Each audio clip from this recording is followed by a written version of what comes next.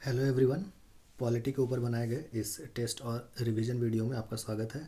अगर आपने past year के क्वेश्चंस सॉल्व किए हैं तो आप ये समझ पा रहे होंगे कि प्रीलिम्स के क्वेश्चंस सॉल्व करने के लिए बुक के नॉलेज से थोड़ा ऊपर उठना पड़ता है और बुक्स में भी कहाँ पे फोकस करना है, किन टॉपिक्स से क्वेश्चन आ सकते हैं, उस पर ध्यान देना पड़ता है, ताकि एग्ज़ाम में ये ना हो कि क्वेश्चंस देख कर लगे कि आपने पढ़ा हुआ तो है बट याद नहीं आ रहा। ऐसा इसलिए होता है क्योंकि आपने सही चीज़ रिवाइज नहीं किया होता है। तो जिन्होंने भी 66th बीपीएससी में अपियर होना है, उम्मीद करता हूँ आपकी तैयारी पूरे ज़ोर शोर से चल रही होगी। और जो भी स्टूडेंट्स सिर्फ जेपीएससी की तैयारी कर रहे हैं उन्हें भी अब तैयार हो जाने की ज़रूरत है, क्योंकि एग्ज़ाम बहुत जल्द होने वाला है। और यकीन मानिए इस बार कंपटीशन का लेवल पिछले सारे रिकॉर्ड्स तोड़ने वाला है, क्योंकि मंदी के इस दौर में सरकारी नौकरियों को लेकर लोगों का रुझान काफ़ी बढ़ गया है। तो आइए अपने आज के कंटेंट के बारे में बात करते हैं। यहाँ पे मैं आपके लिए लेकर आया हूँ पॉलिटी के वो क्वेश्चंस जिनके एग्ज़ाम में आने की संभावना सबसे ज़्यादा है, अगर पास्ट ईयर के पेपर्स को आधार बनाकर देखा जाए तो। इन ऑब्वियस और मोस्ट प्रोबेबल क्वेश्चंस को जो बार बार लैंग्वेज और ऑप्शंस चेंज करके डिफरेंट एग्जाम्स में पूछे गए हैं, इन्हें आप हमारे साथ प्रैक्टिस कीजिए और एग्ज़ाम्स में होने वाले सिली मिस्टेक्स को अवॉइड करने की कोशिश कीजिए। यहाँ मिस्टेक्स हो जाएँ वो चलेगा, एग्ज़ाम में नहीं होना चाहिए। ओके, यकीन मानिए प्रीलिम्स एग्ज़ाम क्वालिफाई करने के दो ही मंत्र हैं, एक है रिविज़न और दूसरा है प्रैक्टिस। तो आज हम वही करने वाले हैं इन क्वेश्चंस के थ्रू। मैं क्वेश्चंस के साथ ही जहाँ ज़रूरत होगी वहाँ कॉन्सेप्ट्स भी आपको रिवाइज करवाता चलूँगा। ओके, तो जब तक मैं क्वेश्चंस पढ़ता हूँ दोनों लैंग्वेज में, तब तक उम्मीद करता हूँ कि आप अपने चॉइस के लैंग्वेज में क्वेश्चन पढ़कर उसका जवाब ढूंढने की कोशिश करेंगे, या आप वीडियो पॉज करके भी क्वेश्चन सॉल्व कर सकते हैं। इससे आपको आपके सिली मिस्टेक्स कहाँ होते हैं वो, या फिर आपकी तैयारी में किन टॉपिक्स में गैप्स या कमी रह गई है वो पता चल जाएगी। तो let's start with the first question.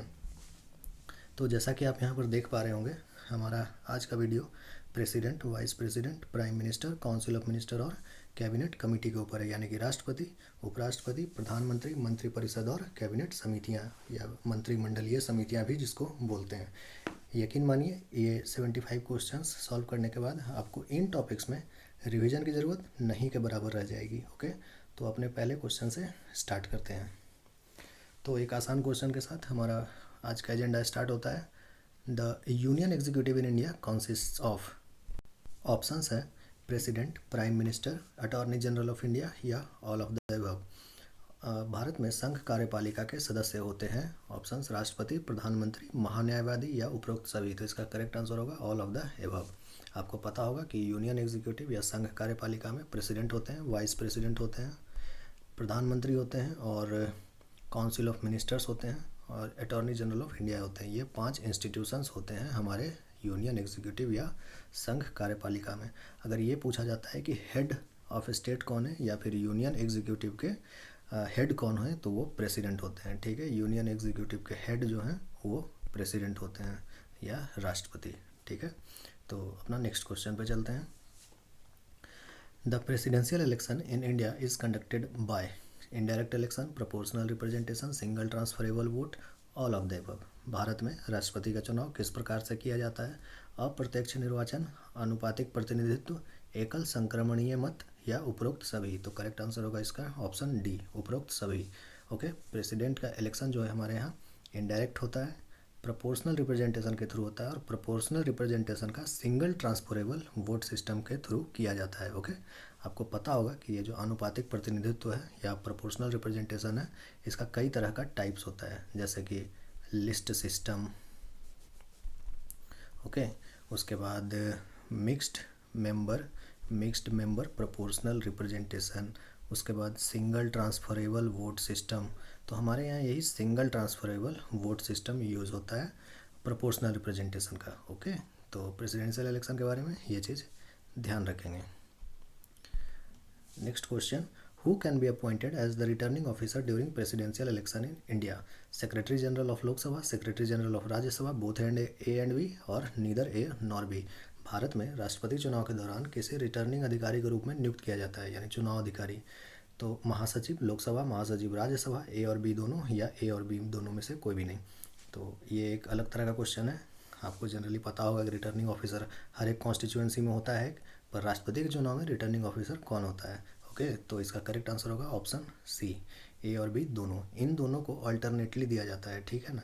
तो जब लास्ट टाइम 2017 में हमारा राष्ट्रपति चुनाव हुआ था तो उसमें लोकसभा के महासचिव थे। Okay, secretary general of Lok Sabha थे। अगली बार जब होगा तो फिर सेक्रेटरी जनरल ऑफ राज्यसभा रहेंगे। तो इस तरह अल्टरनेट एक के बाद एक दोनों होते हैं रिटर्निंग ऑफिसर प्रेसिडेंशियल इलेक्शन में। और ये कन्वेंशन है बस, ठीक है ना। कन्वेंशन मतलब ऐसा कोई कानून नहीं है कि ऐसा ही होना चाहिए, बट ऐसा होते आया है। ओके, तो ये था third question. Fourth question is who amongst the following participate in the election of the president? elected members of Rajya Sabha, nominated members of Lok Sabha, elected members of State Legislative Council, nominated members of State Legislative Assembly। राष्ट्रपति के चुनाव में निम्नलिखित में से कौन भाग लेता है? राज्यसभा के निर्वाचित सदस्य, लोकसभा के मनोनीत सदस्य, राज्य विधान परिषद के निर्वाचित सदस्य और राज्य विधानसभा के मनोनीत सदस्य। तो आपको पता होगा प्रेसिडेंट के इलेक्शन में elected member of Rajya Sabha participate करता है। ओके, और elected member of Lok Sabha participate करता है। ओके, स्टेट लेजिस्लेटिव काउंसिल को कोई लेना देना नहीं है राष्ट्रपति के चुनावों से, और लेजिस्लेटिव असेंबली के नॉमिनेटेड नहीं, यहाँ भी इलेक्टेड मेंबर ही पार्टिसिपेट करता है। ओके, तो राज्यसभा के इलेक्टेड मेंबर, लोकसभा के इलेक्टेड मेंबर और लेजिस्लेटिव असेंबलीज़ के इलेक्टेड मेंबर, इनके अलावा दिल्ली और पुडुचेरी के भी लेजिस्लेटिव असेंबली के इलेक्टेड मेंबर पार्टिसिपेट करते हैं प्रेसिडेंट के इलेक्शन में। Okay, question number 5, which amendment of the Indian constitution allowed the legislative assemblies of Delhi and Puducherry to take part in the presidential elections? 65th, 70th, 75th और 80th amendment. भारतीय संविधान के किस संशोधन ने दिल्ली और पुडुचेरी के विधानसभाओं को राष्ट्रपति चुनावों में भाग लेने की अनुमति दी? ऑप्शंस था 65वां संशोधन, 70वां संशोधन, 75वां संशोधन या 80वां संशोधन। तो इसका करेक्ट आंसर होगा ऑप्शन बी, 70th अमेंडमेंट। उससे पहले ये दिल्ली और पुडुचेरी जो है पार्टिसिपेट नहीं करता था राष्ट्रपति के चुनावों में। ओके, तो ये 70th अमेंडमेंट, जो ये 70th अमेंडमेंट एक्ट है, ओके, ये जो 70th अमेंडमेंट एक्ट है ये 1992 में पास हुआ था। ओके, और 1995 में ये इफ़ेक्ट में आया। ओके, तो 1995 के बाद पहला राष्ट्रपति चुनाव हुआ 1997 में, और तभी दिल्ली और पुडुचेरी के लेजिस्लेटिव असेंबलीज पहली बार पार्टिसिपेट किए थे राष्ट्रपति के चुनावों में। Okay, next question, which of the following statements is incorrect regarding the presidential elections in India? Elections must be held before the expiry of term of incumbent president. The president holds office for a term of 5 years. On expiration of his term, he continues to hold office until his successor enters upon his office. या fourth option, president's election may be postponed on the ground that the electoral college was incomplete. Bharat में राष्ट्रपति चुनाव के बारे में निम्नलिखित में से कौन सा कथन गलत है? राष्ट्रपति के कार्यकाल की समाप्ति से पहले चुनाव होना चाहिए, जी बिल्कुल सही। राष्ट्रपति 5 वर्ष की अवधि के लिए पद धारण करता है, जी बिल्कुल सही। अपने कार्यकाल की समाप्ति पर वह तब तक पद पर बने रहते हैं जब तक उनके उत्तराधिकारी कार्यालय में प्रवेश नहीं करते, बिल्कुल सही। राष्ट्रपति का चुनाव इस आधार पर स्थगित किया जाता है कि निर्वाचक मंडल अधूरा था, तो ये गलत है। निर्वाचन मंडल, इलेक्टोरल कॉलेज, वो अगर इनकम्प्लीट भी है यानी कोई सस्पेंशन में भी है, तो ऐसा नहीं है कि राष्ट्रपति चुनाव जो है उसको इनवैलिड बोल दिया जाएगा। राष्ट्रपति चुनाव वैलिड रहेगा तब भी अगर इलेक्टोरल कॉलेज अधूरा है या फिर इनकम्प्लीट है तो भी। तो इसका करेक्ट आंसर होगा ऑप्शन डी, इनकम्प्लीट, क्योंकि इनकरेक्ट पूछा जा रहा था। ओके, गलत कथन। Question number 7, how many electors as proposers and seconders are required for nomination to election of the president? राष्ट्रपति के चुनावों में नामांकन के लिए प्रस्तावक और अनुमोदक के रूप में कितने निर्वाचकों की आवश्यकता होती है? ऑप्शंस था 20 और 20, 50 और 50, 50 एंड 100 या 100 और 100। तो इसका करेक्ट आंसर होगा ऑप्शन बी। ओके, तो 50 प्रस्तावक और 50 अनुमोदक चाहिए होता है नामांकन भरने के लिए, नॉमिनेशन भरने के लिए। ओके, प्रपोजर्स भी 50 होने चाहिए, सेकेंडर्स भी 50 होने चाहिए। Question number 8, how much security deposit does a presidential candidate is required to deposit? राष्ट्रपति उम्मीदवार को सुरक्षा के रूप में कितना पैसा जमा करना होता है? 5,000, 15,000, 50,000 या फिर 1 लाख? तो इसका करेक्ट आंसर होगा ऑप्शन बी, 15,000। ओके, इसमें कुछ एक्सप्लेन करने लायक है नहीं। With reference to the election of president of India which of the following statements is or are correct? The value of vote of each MLA varies from state to state. The value of vote of MPs of the Lok Sabha is more than the value of vote of MPs of Rajya Sabha. राष्ट्रपति के चुनाव के संदर्भ में निम्नलिखित में से कौन सा कथन सही है? प्रत्येक विधायक के वोट का मूल्य एक राज्य से दूसरे राज्य में भिन्न होता है। जी बिल्कुल।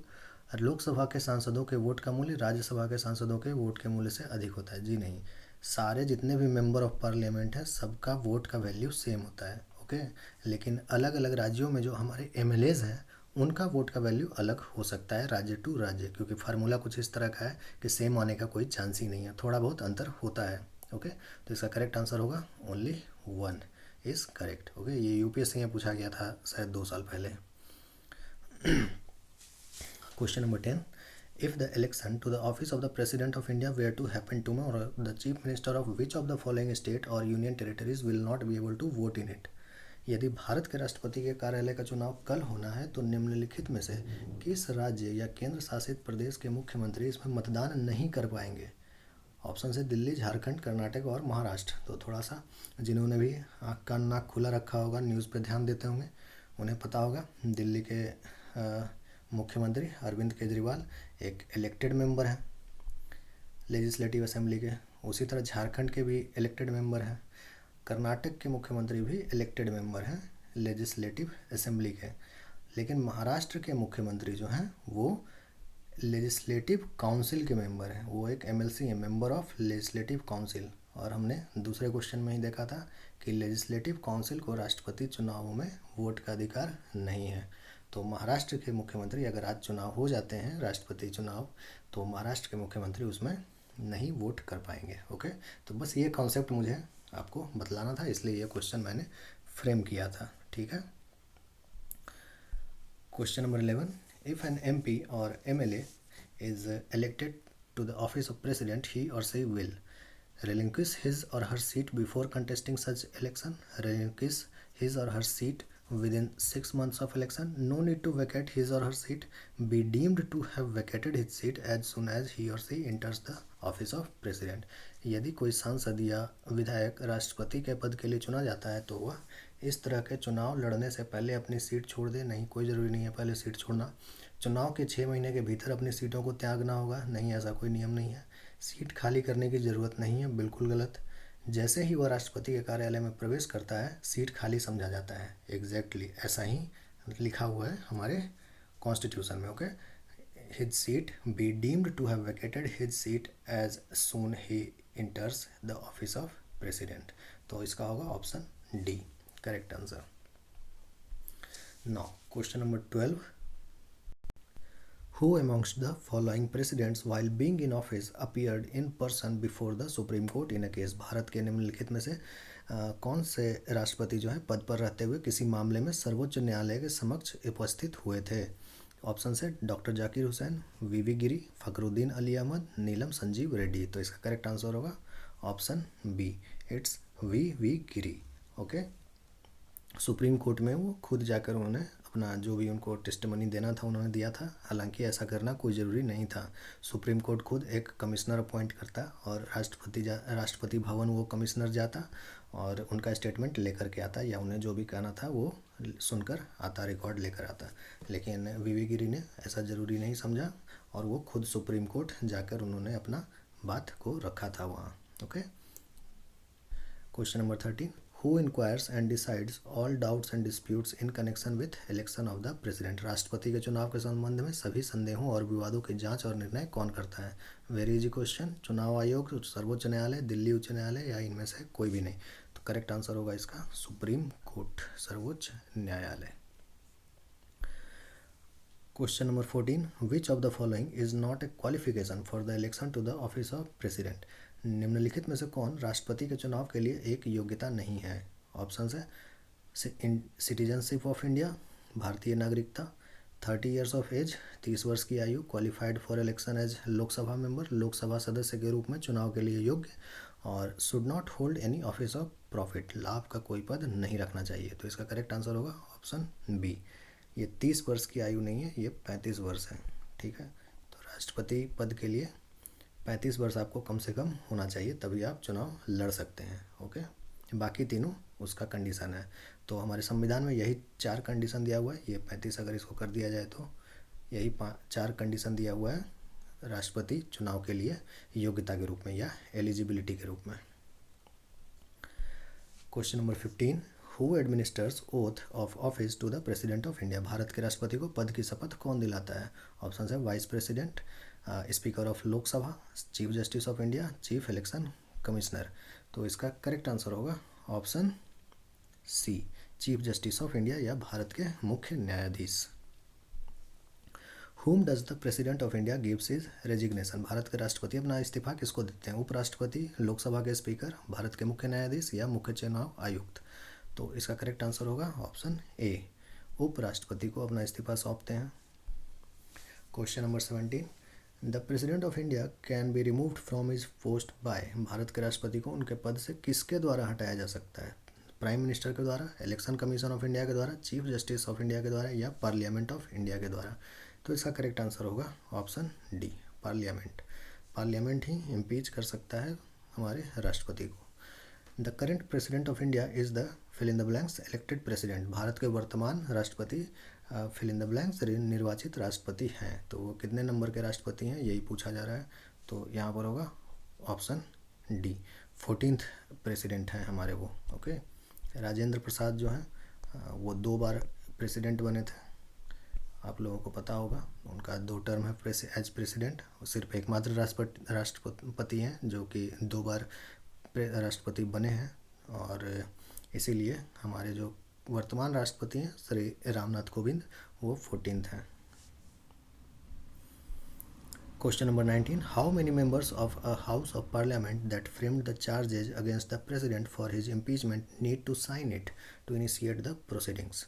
संसद के एक सदन जिन्होंने महाभियोग के लिए राष्ट्रपति पर आरोप लगाए हैं कि कितने सदस्य को कार्यवाही आरंभ करने के लिए इस पर हस्ताक्षर करने की आवश्यकता है? तो संसद के सदन की संख्या का 1/4, 1/3, 1/2 या फिर पूरे सदन की पूर्ण संख्या।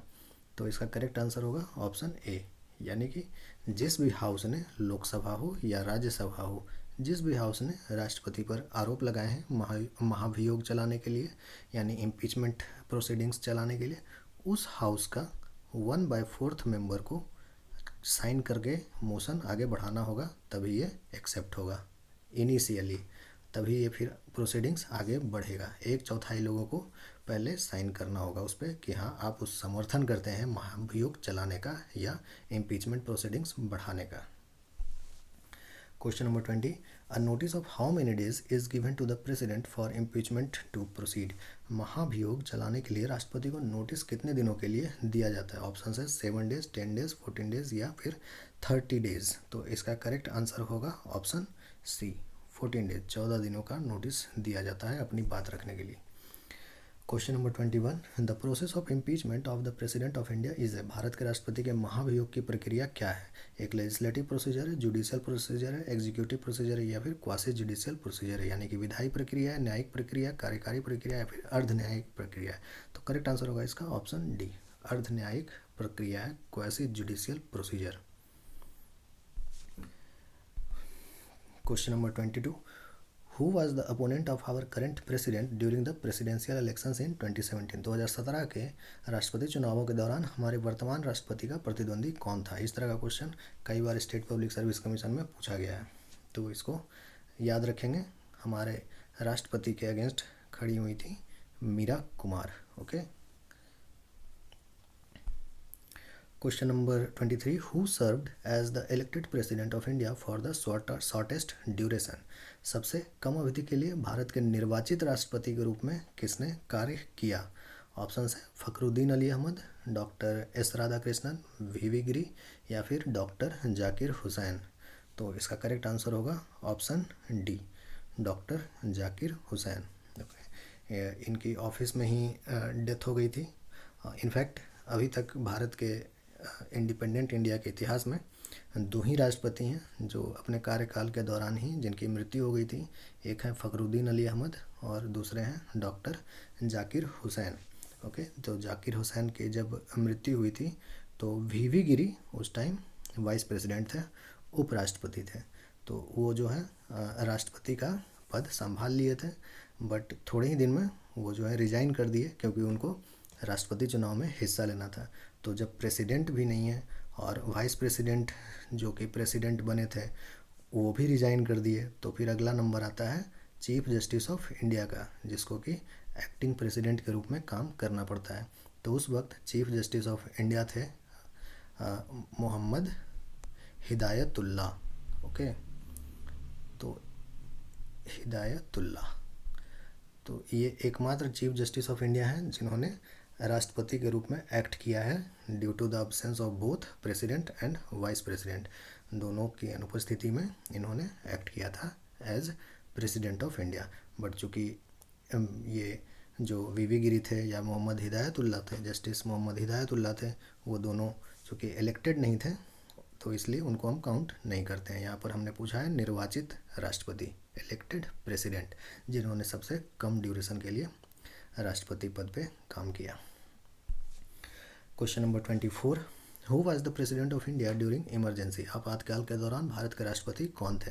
ऑप्शन है फखरुद्दीन अली अहमद, डॉक्टर एस राधाकृष्णन, बीवी गिरी या डॉक्टर जाकिर हुसैन। तो करेक्ट आंसर है इसका ऑप्शन ए, फखरुद्दीन अली अहमद। ये इमरजेंसी ख़त्म होने के लगभग 1 महीने पहले ही इनकी मृत्यु हो गई थी। Question number 25, who amongst the following presidents of India has been governor of Bihar too? Bharat के निम्नलिखित राष्ट्रपतियों में से कौन बिहार के राज्यपाल भी रहे हैं? ऑप्शन है Fakhruddin Ali Ahmed, doctor Zakir Hussain, Ramnath Kovind, both B and C. Fakhruddin Ali Ahmed, doctor Zakir Hussain, Ramnath Kovind या फिर दोनों बी और सी। तो इसका करेक्ट आंसर होगा option D, doctor Zakir Hussain और श्री रामनाथ कोविंद दोनों जो हैं हमारे बिहार के राज्यपाल भी रह चुके थे प्रेसिडेंट बनने से पहले। Okay, now question number 26, how many times is the president of India eligible for री इलेक्शन? भारत का राष्ट्रपति चुनाव के लिए कितनी बार योग्य है? 1 बार, 2 बार, कितनी भी बार या पुनः निर्वाचित नहीं किया जा सकता? तो इसका करेक्ट आंसर होगा ऑप्शन सी, भारत का राष्ट्रपति कई बार राष्ट्रपति बन सकता है, कोई उस पर रिस्ट्रिक्शन नहीं है। Okay, next question is who can initiate impeachment proceedings for the removal of president? राष्ट्रपति को हटाने के लिए महाभियोग की कार्यवाही कौन शुरू कर सकता है? लोकसभा, राज्यसभा, राज्य विधानसभाएं या ए और बी दोनों? तो इसका करेक्ट आंसर होगा ऑप्शन डी, ए और बी दोनों, लोकसभा या राज्यसभा कहीं भी शुरू हो सकता है इम्पीचमेंट प्रोसीडिंग्स।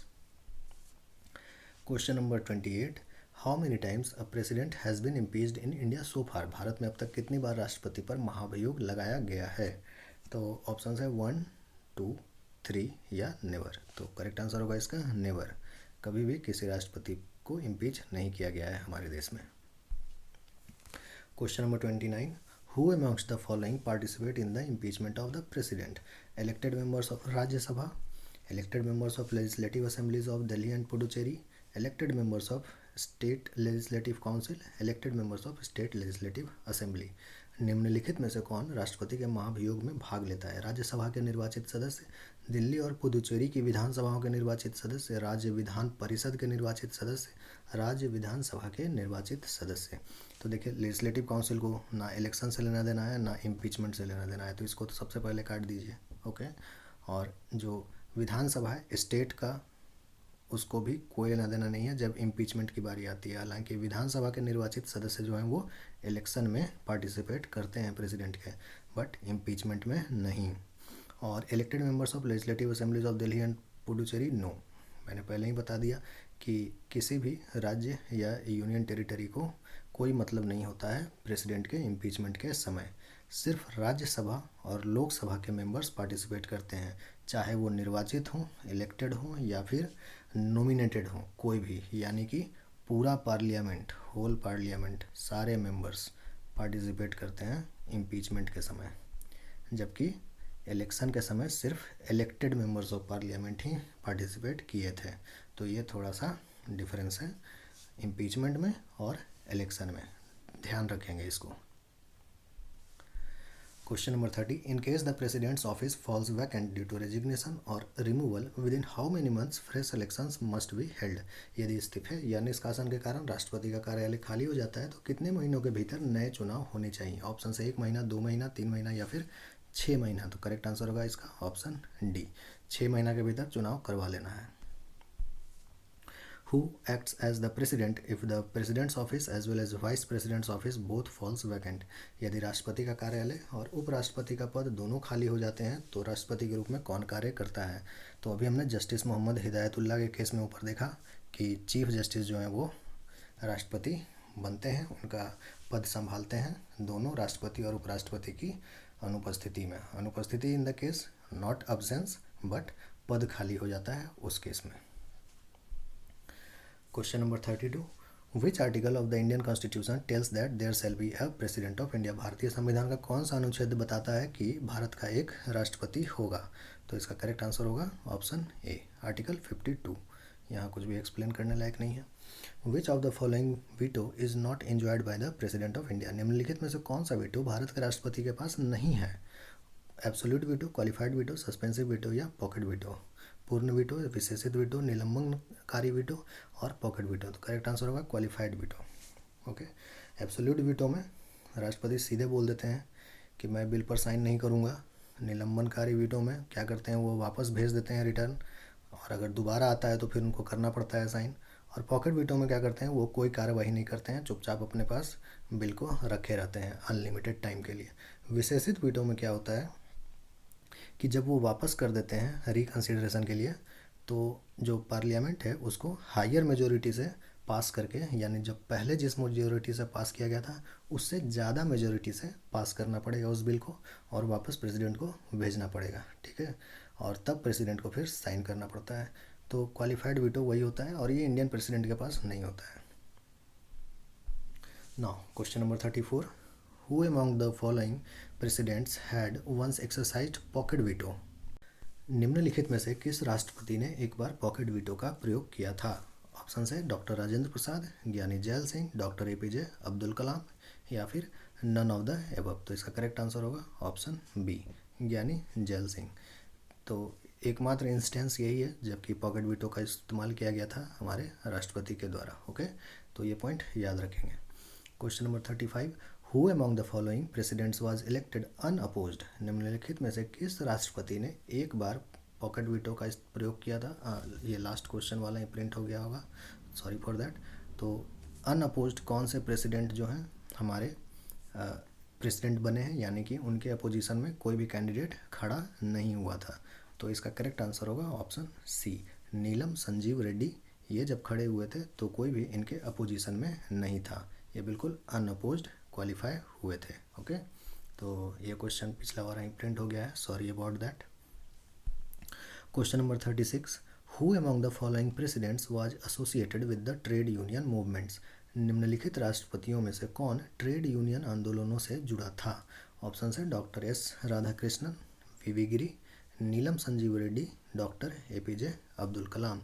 तो इसका करेक्ट आंसर होगा option B, okay, VV Giri. In fact all India trade union congress जो है उसके ये अध्यक्ष भी रहे थे 1926 में और 1942 में। ओके, इम्पॉर्टेंट पर्सनैलिटी हैं हमारे प्री इंडिपेंडेंस और पोस्ट इंडिपेंडेंस इंडिया का, ध्यान रखेंगे। Question number 37, which of the following articles talk about the election of president. निम्नलिखित में से कौन सा अनुच्छेद राष्ट्रपति के चुनाव के बारे में बात करता है। तो इसका करेक्ट आंसर होगा ऑप्शन ए, आर्टिकल 54 या अनुच्छेद 54। Under which of the following articles of the Indian constitution can the president be impeached. भारतीय संविधान के निम्नलिखित में से किस अनुच्छेद के तहत राष्ट्रपति पर महाभियोग लगाया जा सकता है। तो ऑप्शन है आर्टिकल 57, 61, 76 या 81। तो इसका करेक्ट आंसर होगा ऑप्शन 61। ये क्वेश्चन कई बार पूछा हुआ है स्टेट पब्लिक सर्विस कमीशन में, ध्यान रखेंगे। इम्पीचमेंट के बारे में, प्रेसिडेंट को रिमूव करने के बारे में आर्टिकल 61 या अनुच्छेद 61 में दिया हुआ है। Which of the following articles deal with the ordinance making power of the president. निम्नलिखित में से कौन सा अनुच्छेद राष्ट्रपति की अध्यादेश जारी करने की शक्ति से संबंधित है। तो इसका करेक्ट आंसर होगा ऑप्शन बी, अनुच्छेद 123। Question number 40, an ordinance must be placed before the parliament within what time frame after the start of its session. अपने सत्र की शुरुआत के बाद किस समय सीमा के भीतर संसद के समक्ष एक अध्यादेश रखा जाना चाहिए? 3 महीने, 3 सप्ताह, 6 महीने या फिर 6 सप्ताह। तो इसका करेक्ट आंसर होगा ऑप्शन डी। पार्लियामेंट का सेशन शुरू होने के 6 वीक के अंदर यानी 1.5 महीने के अंदर आपको जो ऑर्डिनेंस जारी किया गया है प्रेसिडेंट के द्वारा उसको रखना पड़ेगा आपको पास करवाने के लिए। What is the maximum validity of an unapproved ordinance? एक अनुमोदित अध्यादेश की अधिकतम वैधता क्या है? ऑप्शन है 3 मंथ्स, 3 मंथ्स 3 वीक्स, 6 मंथ्स या 6 मंथ्स 6 वीक्स। तो 2 सेशन ऑफ पार्लियामेंट के बीच में 6 महीने का टाइम होता है, आपको पता है। एट मैक्स हो सकता है, ऐसा होता नहीं है, लेकिन एट मैक्स हो सकता है। और जब भी सेशन शुरू हो जाता है तो 6 वीक के अंदर, अभी जस्ट पिछले क्वेश्चन में हम लोग देखे, 6 वीक के अंदर आपको ऑर्डिनेंस को पास करवाना होता है पार्लियामेंट से। तो इस तरह से हम देखते हैं कि मैक्सिमम 6 मंथ और 6 वीक हो सकता है किसी ऑर्डिनेंस का लाइफ। यहाँ से आप डिड्यूस कर सकते हैं इसको। तो 6 महीने और 6 सप्ताह। Question number 42, the power of president to issue ordinance can be questioned in court. It was laid down in which of the following cases? अध्यादेश जारी करने की राष्ट्रपति की शक्ति पर अदालत में सवाल उठाया जा सकता है, यह निम्नलिखित में से किस मामले में निर्धारित किया गया था? ऑप्शन है IR Coelho case, Kesavananda Bharati case, Kihoto Hollohan case या फिर RC कूपर केस। तो इसका करेक्ट आंसर होगा option D, RC Cooper case. ये तीनों भी इंपॉर्टेंट केस हैं, आपको ये तीनों भी पता होना चाहिए। जैसे IR कोएलो केस ये 9th शेड्यूल से रिलेटेड है, केशवानंद भारती ये बेसिक स्ट्रक्चर से रिलेटेड है, और कियोटो होलोहन केस ये जो है 10th शेड्यूल से रिलेटेड है। ओके, तो ये सब इंपॉर्टेंट केस है, आपको पता होना चाहिए। 9th शेड्यूल से ही रिलेटेड है वामन राव केस भी, इसको भी याद रखेंगे, वामन राव। ठीक है, तो ये सब कुछ इंपॉर्टेंट केसेस हैं, इनको ध्यान रखेंगे, कभी भी पूछा जा सकता है। Question number 43, the president of India exercises his powers through. Bharat के राष्ट्रपति किसके माध्यम से अपनी शक्तियों का प्रयोग करते हैं? ऑप्शन है इधर डायरेक्टली और थ्रू ऑफिसर्स सबऑर्डिनेट टू, या तो सीधे या अधीनस्थ अधिकारियों के माध्यम से, मिनिस्टर्स के माध्यम से, प्राइम मिनिस्टर के माध्यम से, या फिर कैबिनेट या मंत्रिमंडल के माध्यम से। तो करेक्ट आंसर होगा option A. Question number 44, which article of the Indian constitution empowers the president to grant pardons etcetera? भारतीय संविधान का कौन सा अनुच्छेद राष्ट्रपति को क्षमा आदि देने का अधिकार देता है? तो इसका करेक्ट आंसर होगा ऑप्शन बी, आर्टिकल 72। ये भी क्वेश्चन कई बार पूछा हुआ है, याद कर लीजिए, 72 आर्टिकल में ही पार्डन के बारे में दिया हुआ है। Question number 45, who amongst the following participate in the election of the vice president? और अब वाइस प्रेसिडेंट से रिलेटेड कुछ क्वेश्चंस देखते हैं। उपराष्ट्रपति के चुनाव में निम्नलिखित में से कौन भाग लेता है? इलेक्टेड मेंबर्स ऑफ राज्यसभा, जी बिल्कुल। Nominated members of state legislative council, state को कोई लेना देना नहीं है राष्ट्रपति उपराष्ट्रपति के चुनावों में। Okay, elected members of state legislative council no, nominated members of state legislative assembly no. तो इसका करेक्ट आंसर होगा राज्यसभा के निर्वाचित सदस्य। तो उपराष्ट्रपति के चुनाव में राज्यसभा के अलावा लोकसभा के भी सदस्य पार्टिसिपेट करते हैं, और सिर्फ निर्वाचित ही नहीं मनोनीत सदस्य यानी कि नॉमिनेटेड मेंबर भी पार्टिसिपेट करते हैं। तो सिंपली हम कह सकते हैं राज्यसभा लोकसभा यानी कि पूरा पार्लियामेंट पार्टिसिपेट करता है वाइस प्रेसिडेंट के इलेक्शन में। Okay, which of the following is not a qualification for the election to the office of the vice president? निम्नलिखित में से कौन उपराष्ट्रपति के चुनाव के लिए एक योग्यता नहीं है? ऑप्शन है citizen of India, 35 years of age, qualified for members as Lok Sabha member, should not hold any office of profit. भारतीय नागरिकता, 35 वर्ष की आयु, लोकसभा सदस्य के रूप में चुनाव के लिए योग्य, लाभ का कोई पद नहीं रखना चाहिए। तो करेक्ट आंसर होगा इसका ऑप्शन सी, लोकसभा चुनाव नहीं बल्कि राज्यसभा चुनाव के लिए वो एलिजिबल होने चाहिए। ठीक है, तभी वो चुनाव लड़ सकते हैं। तो क्वालिफाइड फॉर इलेक्शन है लोकसभा नहीं राज्यसभा, बाकी सब ठीक है। Question number 47, who administers oath of office to the vice president of India? Bharat के उपराष्ट्रपति को पद की शपथ कौन दिलाता है? तो इसका करेक्ट आंसर होगा ऑप्शन ए। इसमें ये सब स्ट्रेट फॉरवर्ड क्वेश्चन है। Question number 48, what is the ground of removal for vice president as mentioned in the constitution. संविधान में उपराष्ट्रपति को हटाने का आधार क्या है? Holding office of profit, violation of constitution, absence of 6 months from office या नन। लाभ का पद धारण करना, संविधान का उल्लंघन, कार्यालय से 6 महीने की अनुपस्थिति या फिर कोई नहीं। तो करेक्ट आंसर होगा इसका ऑप्शन डी, कोई नहीं। संविधान में उपराष्ट्रपति को हटाने के लिए कोई भी कंडीशन नहीं दिया हुआ है, ठीक है, जैसा कि राष्ट्रपति को हटाने के लिए दिया हुआ है। राष्ट्रपति को हटाने के लिए क्या है? राष्ट्रपति को हटाने के लिए है संविधान का उल्लंघन, वायलेशन ऑफ द कॉन्स्टिट्यूशन। बस इसी बेसिस पर राष्ट्रपति को हटाया जा सकता है, इम्पीच किया जाता है, लेकिन उपराष्ट्रपति के लिए कुछ भी नहीं दिया हुआ है हमारे संविधान में।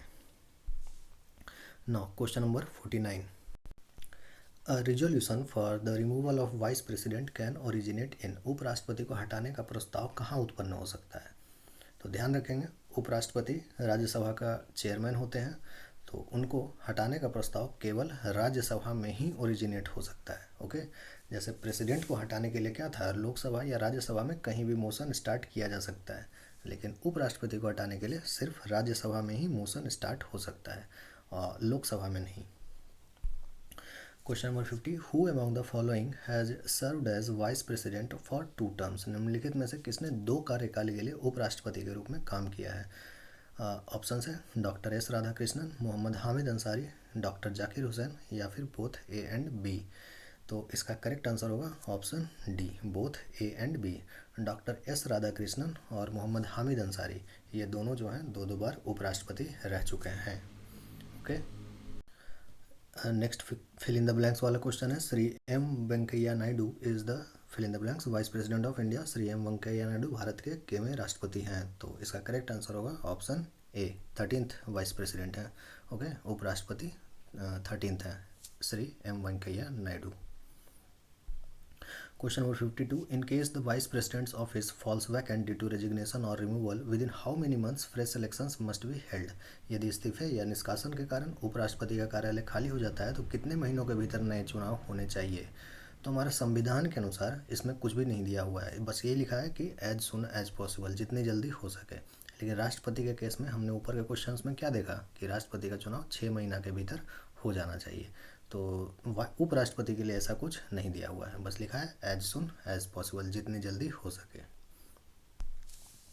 Question number 53, how long the vice president can act as the president of India. उपराष्ट्रपति भारत के राष्ट्रपति के रूप में कितने समय तक कार्य कर सकता है? ऑप्शन है 1 महीना, 2 महीना, 3 महीना या फिर 6 महीना। तो करेक्ट आंसर होगा ऑप्शन डी, 6 महीना। ओके, क्योंकि 6 महीना के भीतर इलेक्शन कराना होता है, तो 6 महीना तक उपराष्ट्रपति राष्ट्रपति बने रह सकते हैं। Question number 54, who was the opponent of our current vice president during the vice presidential elections in 2017। 2017 में उपराष्ट्रपति के चुनावों के दौरान हमारे वर्तमान उपराष्ट्रपति का प्रतिद्वंदी कौन था? ऑप्शन है गोपाल कृष्ण गांधी, मोहम्मद हामिद अंसारी, शशि थरूर, अहमद पटेल। तो इसका करेक्ट आंसर होगा ऑप्शन ए, गोपाल कृष्ण गांधी। गोपाल कृष्ण गांधी के बारे में आप लोग जानते होंगे, ये महात्मा गांधी के और सी राजागोपालाचारी दोनों के ये ग्रैंडसन हैं। सी गोपालाचारी की तरफ से मैटरनल रिलेशन है और पैटर्नल रिलेशन है महात्मा गांधी के तरफ से। Question number 55, which article of the Indian constitution tells that there shall be a vice president of India. भारतीय संविधान का कौन सा अनुच्छेद बताता है कि भारत का एक उपराष्ट्रपति होगा? तो इसका करेक्ट आंसर होता है option B, there shall be a vice president of India. ऐसा आर्टिकल 63 या अनुच्छेद 63 में लिखा हुआ है कि भारत का एक उपराष्ट्रपति होगा। ओके, नेक्स्ट क्वेश्चन देखते हैं, who can become the prime minister of India. Bharat का प्रधानमंत्री कौन बन सकता है? A member of Lok Sabha, Lok Sabha का सदस्य, मेंबर ऑफ राज्यसभा, राज्यसभा का सदस्य, who is neither A member of Lok Sabha और राज्यसभा, जो न तो लोकसभा या राज्यसभा का सदस्य है, या फिर ऑल ऑफ द एबव, ऊपर के सभी। तो इसका करेक्ट आंसर हो जाएगा ऑप्शन डी, ऊपर के सभी। आपको पता होना चाहिए, प्रधानमंत्री या मुख्यमंत्री कोई भी बन सकता है, जो लोकसभा या राज्यसभा का मेंबर नहीं है वो भी। ओके, बस कंडीशन यही होता है कि 6 महीने के अंदर उनको या तो लोकसभा या राज्यसभा का मेंबर बन जाना पड़ेगा। तो अगर नहीं बनते हैं तो फिर उनको हटना होगा अपने पोस्ट से। Question number 57, who administers oath of office to the prime minister of India. Bharat के प्रधानमंत्री को पद की शपथ कौन दिलाता है? तो ईजीएस्ट ऑफ क्वेश्चंस, प्रेसिडेंट दिलवाते हैं। शपथ। Question number 58, which amongst the following prime ministers of India has been chief ministers of a state too. Bharat के निम्नलिखित प्रधानमंत्रियों में से कौन राज्यों के मुख्यमंत्री भी रहे हैं। ऑप्शन है मोरारजी देसाई, पीवी नरसिम्हा राव, चरण सिंह और ऑल ऑफ द एबव। तो करेक्ट आंसर होगा इसका 58 का D, all of the above. तो 3 आपको यहाँ दिख रहे हैं, ठीक है। मोरारजी देसाई जो हैं वो बॉम्बे स्टेट के चीफ मिनिस्टर थे, तभी बॉम्बे स्टेट हुआ करता था। और पीवी नरसिम्हा राव जो थे वो आंध्र प्रदेश के थे। चरण सिंह जो थे वो उत्तर प्रदेश के थे। और इनके अलावा 3 और रहे हैं, यानी टोटल 6 लोग रहे हैं जो कि चीफ मिनिस्टर भी थे और फिर प्राइम मिनिस्टर भी बने। इनके अलावा एक HD देवेगौड़ा जी भी रहे थे, ओके, वो कर्नाटका के चीफ मिनिस्टर रहे हैं। उनके अलावा एक हमारे current prime minister Modi ji भी हैं, जो कि गुजरात के मुख्यमंत्री रहे थे। और एक और जो हैं वो हैं हमारे VP सिंह, ओके। तो VP सिंह जो रहे हैं वो भी यूपी के ही रहे हैं। तो बस इतना ध्यान रखेंगे, ये सभी नाम HD देवेगौड़ा और Narendra Modi, okay.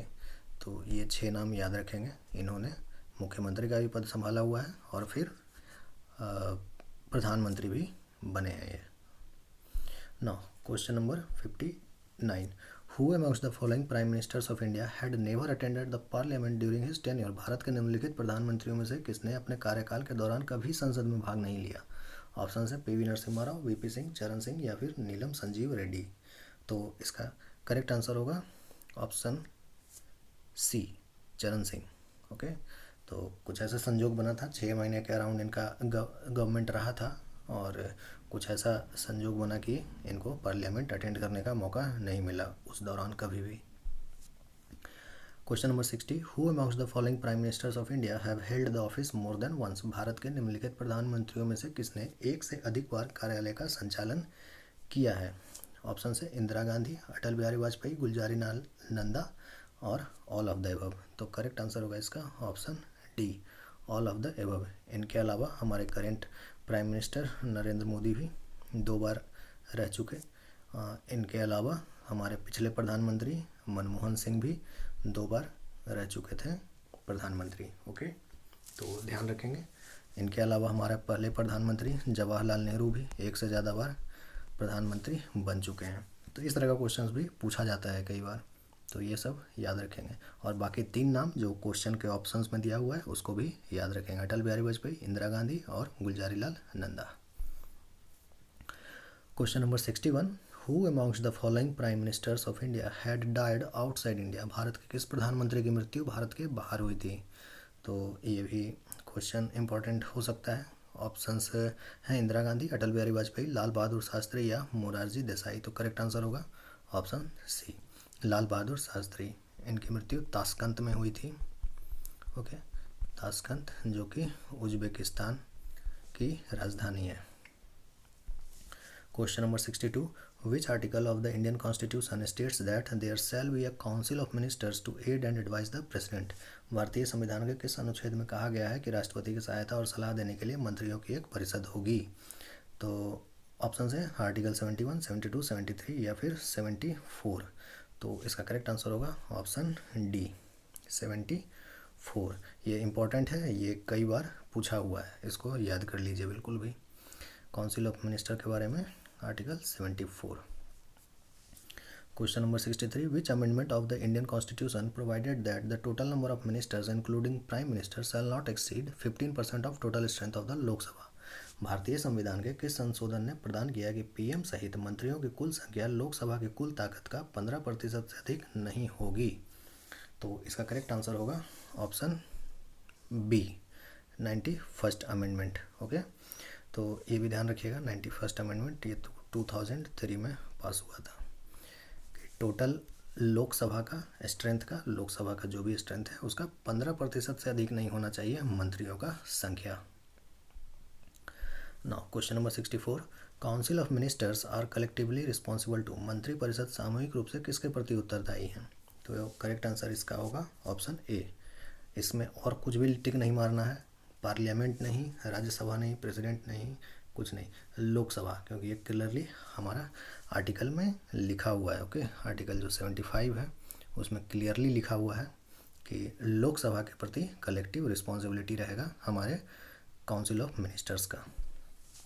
Now question number 65, the term cabinet finds mention in which of the following articles of Indian constitution. Cabinet शब्द का उल्लेख भारतीय संविधान के निम्नलिखित में से किस अनुच्छेद में पाया गया है? ऑप्शन है आर्टिकल 252, 256, 352 या फिर 356। तो इसका करेक्ट आंसर होगा ऑप्शन सी, आर्टिकल 352। और ये पहले नहीं था, ओरिजिनली में हमारे कॉन्स्टिट्यूशन में नहीं था, बल्कि जो 44th कॉन्स्टिट्यूशनल अमेंडमेंट एक्ट आया 1978 में, उसके बाद ही इसको ऐड किया गया था इस आर्टिकल में, आर्टिकल 352 में। ओके, तो ये भी पूछ सकता है कि कैबिनेट वर्ड को किस कॉन्स्टिट्यूशनल अमेंडमेंट एक्ट से ऐड किया गया है, कॉन्स्टिट्यूशन या संविधान में। Question number 66, how many cabinet committees are functional at the moment. फिलहाल यानी कि अभी नवंबर 2020 के हिसाब से कितनी मंत्रिमंडल समितियां कार्यात्मक हैं? ऑप्शन है 6, 8, 10 या 12। तो करेक्ट आंसर होगा इसका ऑप्शन 8, 8 कैबिनेट कमेटी है at the moment. Okay, now question number 67, which of the following cabinet committees is often described as the super cabinet. निम्नलिखित में से किस मंत्रिमंडलीय समिति को अक्सर सुपर कैबिनेट के रूप में वर्णित किया जाता है? Political affairs, cabinet committee on political affairs, cabinet committee on security, cabinet committee on parliamentary affairs या फिर cabinet committee on economic affairs. तो इसका करेक्ट आंसर होगा ऑप्शन ए, पॉलिटिकल अफेयर्स कमेटी।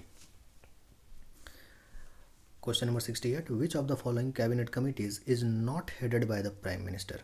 आपको जानकारी के लिए बता दें कि टोटल 8 कैबिनेट कमेटी है, उसमें से 6 जो हैं वो हमारे प्रधानमंत्री ही हेड करते हैं। ठीक है, तो बस 2 है जो हमारे प्रधानमंत्री नहीं हेड करते हैं, वो दोनों आपको जानना चाहिए, पूछा जा सकता है एग्जाम में। तो निम्नलिखित में से कौन सी मंत्रिमंडल समिति प्रधानमंत्री की अध्यक्षता में नहीं है? राजनीतिक मामले, सुरक्षा मामले, संसदीय मामले या फिर आर्थिक मामले की मंत्रिमंडलीय समिति। तो इसका करेक्ट आंसर होगा ऑप्शन सी, पार्लियामेंट्री अफेयर्स। ये हमारे डिफेंस मिनिस्टर के अध्यक्षता में है ये कमेटी। हमारे डिफेंस मिनिस्टर हैं राजनाथ सिंह। ओके, तो ये ध्यान रखेंगे, एक यहाँ हो गया, एक हम अगले क्वेश्चन में देखेंगे जो कि प्रधानमंत्री हेड नहीं करते हैं। Question number 69, which of the following cabinet committees is headed by the home minister. निम्नलिखित में से कौन सी मंत्रिमंडलीय समिति गृह मंत्री के नेतृत्व में है? ओके, गृह मंत्री श्री अमित शाह के नेतृत्व में कौन सी मंत्रिमंडल समिति है? तो इसका करेक्ट आंसर होगा ऑप्शन ए, अकोमोडेशन यानी आवास। तो पार्लियामेंट्री अफेयर्स और अकोमोडेशन यानी कि आवास वाली जो मंत्रिमंडलीय समिति है वो, यही दोनों हैं जो प्रधानमंत्री हेड नहीं करते हैं, बाकी सारा जो है वो प्रधानमंत्री हेड करते हैं। और ये दोनों जो है investment and growth, employment and skill development, ये दोनों नया कमेटी है। ये भी दोनों पूछा जा सकता है कि पिछले साल कौन सा कमेटी गठन किया गया है। तो ये दोनों कमेटी जो है कैबिनेट कमेटी, इसको 2019 में ही गठन किया गया है। ठीक है, question number 70, consider the following statements about prime minister's office. It came into existence in 1977। It is headed by the cabinet secretary. PMO प्रधानमंत्री कार्यालय के संबंध में निम्नलिखित में से कौन सा कथन सही है? ऑप्शंस हैं, यह 1977 में अस्तित्व में आया, इसकी अध्यक्षता कैबिनेट सचिव करते हैं। तो इसका करेक्ट आंसर होगा ऑप्शन ए, 1 ओनली। ये 1977 में अस्तित्व में आया, ठीक है, ये तो सही है, लेकिन कैबिनेट सचिव नहीं, प्रिंसिपल सेक्रेटरी करते हैं। ओके, जिसको प्रधान सचिव भी कहते हैं। तो प्रधान सचिव या फिर प्रिंसिपल सेक्रेटरी इसके हेड होते हैं। अभी हमारे करंट प्रिंसिपल सेक्रेटरी कौन है आपको पता होगा, पीके मिश्रा जी। ओके, पीके Mishra ji current principal secretary हैं। और जो कैबिनेट सचिव हैं अभी हमारे जो कैबिनेट सेक्रेटरी हैं वो हैं राजीव गौबा जी। ओके, तो ये भी याद रखेंगे, प्रिंसिपल सेक्रेटरी पीके मिश्रा, कैबिनेट सेक्रेटरी राजीव गौबा, और पीएमओ का जो अध्यक्षता है वो प्रिंसिपल सेक्रेटरी करते हैं, ना कि cabinet secretary. Question number 71, which of the following prime ministers announce the LPG policy of 1991। निम्नलिखित में से किस प्रधानमंत्री ने 1991 की एलपीजी नीति की घोषणा की थी? LPG यानी कि लिबरलाइजेशन, प्राइवेटाइजेशन, ग्लोबलाइजेशन। ओके, तो बहुत आसान क्वेश्चन है, हमेशा हम लोग अपने इकोनॉमी में पढ़ते हैं या फिर पॉलिटी में भी। PV Narasimha Rao. Question number 72, which of the following statements is incorrect regarding the prime minister of India. Bharat के प्रधानमंत्री के संबंध में निम्नलिखित में से कौन सा कथन गलत है। ऑप्शन है, the term of prime minister is fixed by the constitution. He can recommend dissolution of Lok Sabha to the president. वह राष्ट्रपति को लोकसभा भंग करने की सिफारिश कर सकता है, बिल्कुल सही। हिज रेजिग्नेशन और death dissolves the council of ministers automatically. उनका इस्तीफा या मृत्यु स्वतः मंत्रिपरिषद को भंग कर देती है, बिल्कुल सही। The president appoints only those persons as ministers who are recommended by the prime minister. Okay, राष्ट्रपति केवल उन व्यक्तियों को मंत्री के रूप में नियुक्त करता है जिन्हें प्राइम मिनिस्टर द्वारा सिफारिश की जाती है, बिल्कुल सही। तो इसका जो इनकरेक्ट स्टेटमेंट है वो है ऑप्शन ए। ओके, PM का कार्यालय संविधान द्वारा तय किया गया। The term of prime minister is fixed by the constitution. No, ऐसा कुछ ही नहीं है। ओके, प्राइम मिनिस्टर ऑफिस होल्ड करते हैं at the pleasure of president. हालांकि प्रेसिडेंट उनको कभी भी नहीं हटा सकते हैं जब तक कि कोई नो कॉन्फिडेंस मोशन नहीं पास किया जाए पार्लियामेंट में, ठीक है। लेकिन उनका कोई भी टेन्योर टर्म जो है फिक्स नहीं किया गया है कि 5 साल 10 साल के लिए वो प्राइम मिनिस्टर हो गए, ऐसा कुछ नहीं है हमारे संविधान में, तो ये कथन गलत है। Question number 73, the cabinet committees are. मंत्रिमंडलीय समितियां हैं कॉन्स्टिट्यूशनल बॉडी, संवैधानिक निकाय, स्टैट्यूटरी बॉडीज, वैधानिक निकाय। Neither constitutional nor statutory bodies, न संवैधानिक और न ही वैधानिक निकाय, या फिर नन ऑफ द एबव। तो इसका करेक्ट आंसर होगा ऑप्शन सी, ठीक है। प्रॉपरली अगर बोला जाए तो आपको बेस्ट ऑप्शन मारना होता है, करेक्ट वहाँ पे करना पड़ता है, ठीक है। तो आप कर सकते हैं, हालांकि ये ना ही संवैधानिक है ना ही वैधानिक है। ओके, ये रूल्स ऑफ बिजनेस में इसके बारे में दिया हुआ है।